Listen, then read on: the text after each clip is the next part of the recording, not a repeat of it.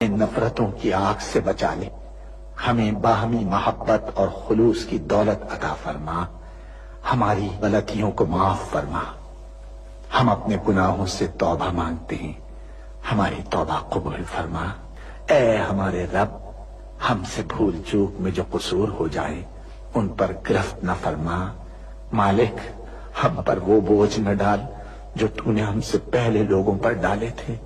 پروردگار، جس بار کو اٹھانے کی طاقت ہم میں نہیں ہے وہ ہم پر نہ رکھ، ہم سے درگزر فرما، ہم پر رحم کر۔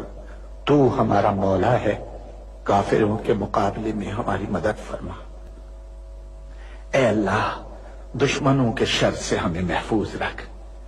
ہمارا یہ پرچم، ہمارا یہ پیارا پرچم عزت و کامرانی کے ساتھ رہتی دنیا تک سر بلند رکھیو۔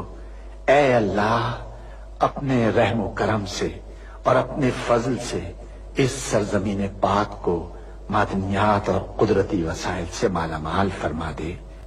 اے اللہ، ہم سب کو حلال کی روزی حاصل کرنے کی توفیق عطا فرما۔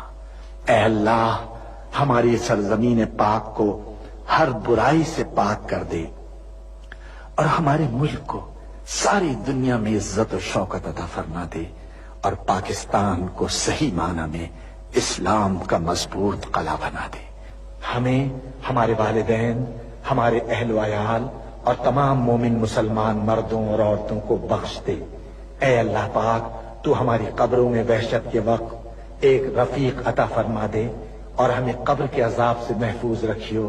اے تمام جہانوں کے مالک، دنیا سے رخصت ہوتے وقت ہماری زبان اور دل اس بات کی شہادت دے رہے ہوں، اشہد ان لا الہ الا اللہ وحدہ لا شریک لہ واشہد ان محمدا عبدہ ورسولہ۔